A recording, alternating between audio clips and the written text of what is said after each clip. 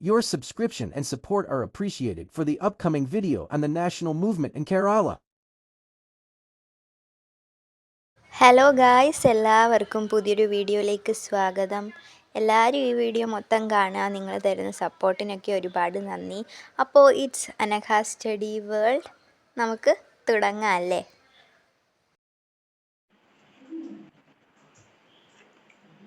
Kochi. Since the establishment of the British sovereignty in Kochi, which was a princely state, there had been popular protest against it.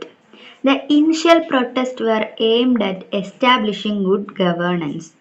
Later, protests began to gain political rights.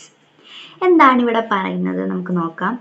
രാജകീയ സംസ്ഥാനമായിരുന്ന കൊച്ചിയിൽ ബ്രിട്ടീഷുകാരുടെ അധികാരം സ്ഥാപിതമായപ്പോൾ മുതൽ അവർക്കെതിരെ ജനങ്ങളുടെ പ്രതിഷേധങ്ങൾ ഉണ്ടായിരുന്നു. ആദ്യഘട്ടത്തിൽ പ്രതിഷേധങ്ങൾ നല്ല ഭരണക്രമം സ്ഥാപിക്കാനായിരുന്നു അതിൻ്റെ ലക്ഷ്യം എന്ന് പറയുന്നത്. പിന്നീട് ഈ പ്രതിഷേധങ്ങൾ രാഷ്ട്രീയ അവകാശങ്ങൾ നേടുന്നതിനായിട്ട് മാറി. അത്രയാണ് ഈ ഒരു കൊച്ചി എന്ന് പറഞ്ഞിരിക്കുന്ന ഇത്. അപ്പോൾ നമ്മൾ മലബാറിൻ്റെ കാര്യം മൊത്തത്തിൽ പഠിച്ചു കഴിഞ്ഞു.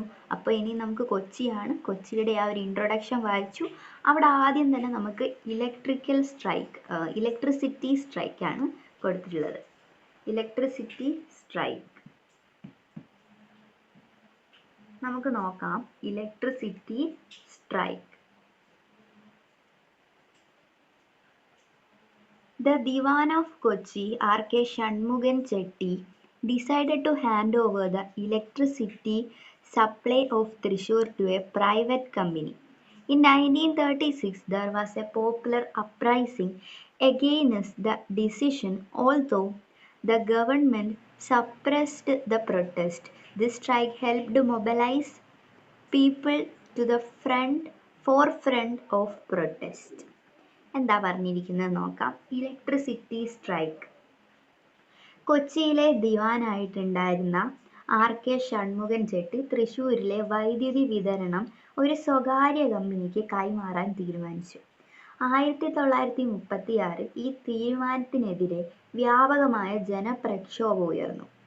സർക്കാർ ഈ സമരം അടിച്ചമർത്തിയെങ്കിലും ഈ പണിമുടക്ക് ജനങ്ങളെ സമരത്തിന്റെ മുൻനിരയിലേക്ക് കൊണ്ടുവരാൻ സഹായിച്ച അല്ലെ വലിയ പങ്ക് വഹിച്ച ഒരു സമരം ആണ് ഇലക്ട്രിസിറ്റി സ്ട്രൈക്ക്. ഓക്കെ, കൊച്ചി രാജ്യ പ്രജാമണ്ഡൽ നമുക്ക് ആദ്യം ഒന്ന് വായിച്ചു നോക്കാം. An organization named Kochi Rajya Praja Mandal was formed in 1941 with the aim of achieving responsible government.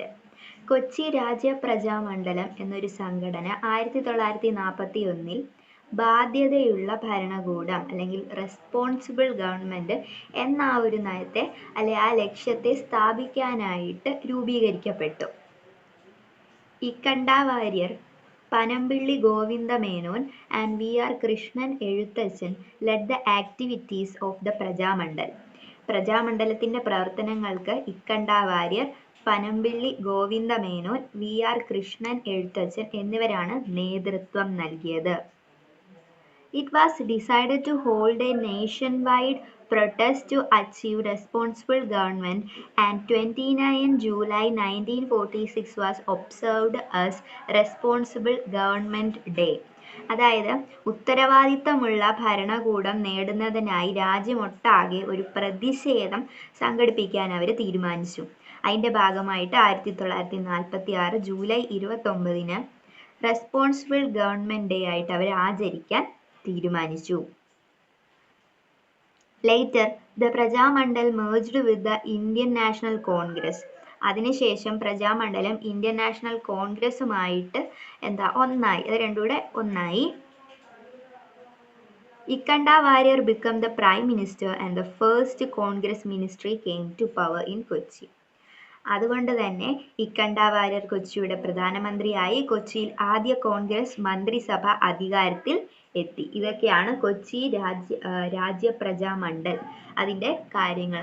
Ikkanda വാര്യരുടെയും Panampilly Govinda മേനോന്റെയും figure ഇവിടെ കൊടുത്തിട്ടുണ്ട്, നോക്കാം. ഇനി നമുക്ക് നോക്കാനുള്ളത് ട്രാവൻകൂർ ആണ്. ട്രാവൻകൂർ, തിരുവിതാംകൂർ. തിരുവിതാംകൂർ എന്ന് പറഞ്ഞാൽ ഇത്രയേ ഉള്ളൂ. നമുക്ക് ആദ്യം ഇത്ര ഒരു പോർഷനാണ് കൊടുത്തിട്ടുള്ളത്, വായിച്ചു നോക്കാം. The Malayali Memorial and the Izhava Memorial were the early movements that awakened the political consciousness of the people in Travancore.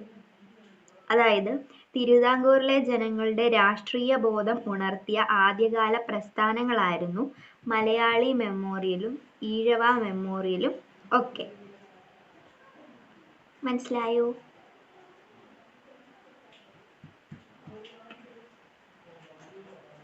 ഇനി ഇവിടെ നോക്കിക്കേ, മലയാളി മെമ്മോറിയലും ഈഴവ മെമ്മോറിയലും രണ്ട് ഫിഗർ കൊടുത്തിട്ടുണ്ട്, നമുക്ക് നോക്കാം.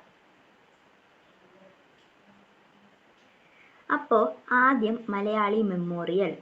Demand for adequate representation of people of Travancore in government jobs in Travancore. On 1st January 1891, a petition signed by the people was submitted to the Maharaja stating this demand. Leadership G.P. Pillai. എന്താ കൊടുത്തിട്ടുള്ളത്? ആവശ്യപ്പെട്ടത് എന്താ? തിരുവിതാംകൂർ സർക്കാർ ജോലികളിൽ തിരുവിതാംകൂറിലെ ജനങ്ങളെ യോജിച്ച് പ്രതിനിധാനം നൽകണം എന്ന ആവശ്യം 1991 ജനുവരി 1 ജനങ്ങൾ ഒപ്പുവെച്ചൊരു ഹർജി അവർ ഈ ഒരു ആവശ്യം ഉന്നയിച്ച് മഹാരാജാവിന് സമർപ്പിച്ചു. നേതൃത്വം നൽകിയത് G.P. പിള്ളൈ ആയിരുന്നു. ഇനി നോക്കിക്കേ, ഈഴവ മെമ്മോറിയൽ നോക്കാം. ആവശ്യപ്പെട്ടത് demand for advocate representation of Ezhava community in government services. On 3rd September 1896 a petition signed by members of Ezhava community was submitted to the Maharaja. Leadership ആരായിരുന്നു? ഡോക്ടർ പി പൽപ്പു ആയിരുന്നു. അത്രയേ ഉള്ളൂ. ആവശ്യപ്പെട്ട കാര്യം എന്ന് പറഞ്ഞാൽ ഈഴവ സമൂഹത്തിന് എന്താണ്, സർക്കാർ സേവനങ്ങൾ യോഗ്യമായിട്ടുള്ള പ്രതിനിധാനം നൽകണം. അതുപോലെ തന്നെ 1896 സെപ്റ്റംബർ 3 ഈഴവ സമുദായ അംഗങ്ങളെല്ലാം കൂടെ ഒപ്പുവെച്ച ഒരു ഹർജി മഹാരാജാവിന് സമർപ്പിച്ചു. ഇതിന് നേതൃത്വം നൽകിയത് ഡോക്ടർ പി പൽപ്പു ആയിരുന്നു. ആരാണ്? Doctor P Palpu. അത്രയാണ് അവിടെ കൊടുത്തിട്ടുള്ളത്.